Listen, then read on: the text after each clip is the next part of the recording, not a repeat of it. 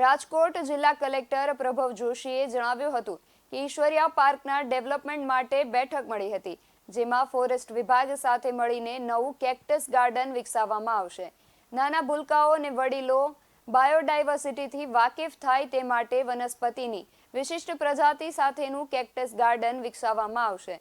સૌરાષ્ટ્ર જેવા સૂકા વિસ્તારમાં વિશિષ્ટ પ્રકારની વનસ્પતિનું પ્રજાતિ લોકોના આકર્ષણનું કેન્દ્ર બનશે.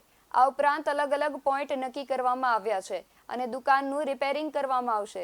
સાથે જ સખી મંડળ ઉપરાંત રસ ધરાવતી પાર્ટીને ખાણીપીણીના સ્ટોલ શરૂ કરવા માટેનું આયોજન કરવામાં આવ્યું છે.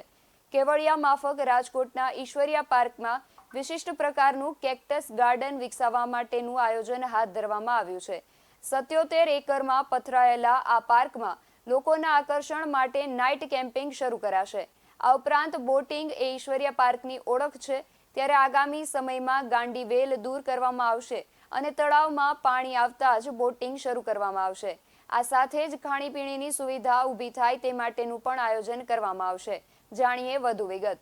કાલે ઈશ્વરિયા પાર્ક બાબતે મીટિંગ મળેલ, જેમાં નવા જે આકર્ષણો ઊભા કરવા માટે ચર્ચા વિચારણા થયેલ, જેમાં ખાસ કરીને નવું કેક્ટસ ગાર્ડન ત્યાં વિકસાવવામાં આવશે ફોરેસ્ટ ખાતાની સાથે. સાથોસાથ ત્યાં નાઇટ કેમ્પિંગ માટે પણ વ્યવસ્થા ફોરેસ્ટ ખાતા સાથે મળીને ત્યાં ઊભી કરવામાં આવશે. અમે એની સાથે એક બહુ ઊંચો દેશદાજને વેગ મળે એના માટે નેશનલ ફ્લેગનું પણ ત્યાં સ્થાપના ત્યાં કરવામાં આવશે. સર, ખાસ ત્યાં બોટિંગ જે છે એના માટે ક્યારે શરૂ થઈ શકે છે? બોટિંગ એક ઈશ્વરિયા પાર્કની આગવી ઓળખ છે. બોટિંગમાં જે હમણાં તો પાણી ત્યાં ઓછું છે, એટલે અમે ત્યાંની વેલને કાઢવાની અને બીજી ક્લિનિંગ એક્ટિવિટીઝ કરવાની કામગીરી અત્યારે કરી રહ્યા છીએ. ત્યારબાદ જે તાજેતરમાં હરણી બોટકાંડ થયું, ત્યારબાદ જે સરકારશ્રી દ્વારા માર્ગદર્શિકાઓ બહાર પાડવામાં આવેલી છે, એને ધ્યાને લઈને બોટિંગની દિશામાં પુનઃપ્રયાસ કરવામાં આવશે. સર, ખાસ કેક્ટસ પાર્ક જે છે એમાં કયા પ્રકારની સુવિધા હશે?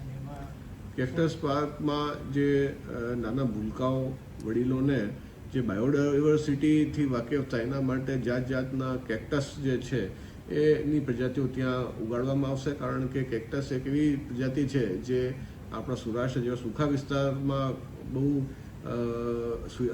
ઉપલબ્ધ હતી, પણ હવે એમાં પણ ઘણી વેરાયટીઓ છે, એ જોવા મળશે ત્યાં પબ્લિકને. સર, ખાસ ત્યાં ખાણીપીણીની જે સુવિધાઓ છે એમાં વધારો એના માટે અલગ અલગ પોઈન્ટ્સ નક્કી કરવામાં આવ્યા છે. જે દુકાનો છે એની રિપેરિંગ કરવામાં આવી રહી છે અને ટૂંક સમયમાં સખી મંડળના બહેનો અથવા જે કોઈ ઇન્ટરેસ્ટેડ પાર્ટીઝ હશે એમને પારદર્શક પ્રોસિજર કરી તે એ સ્થાનો ફાળવવામાં આવશે. સાહિલ સપા સાથે મીત ભાયાણી, રાજકોટ.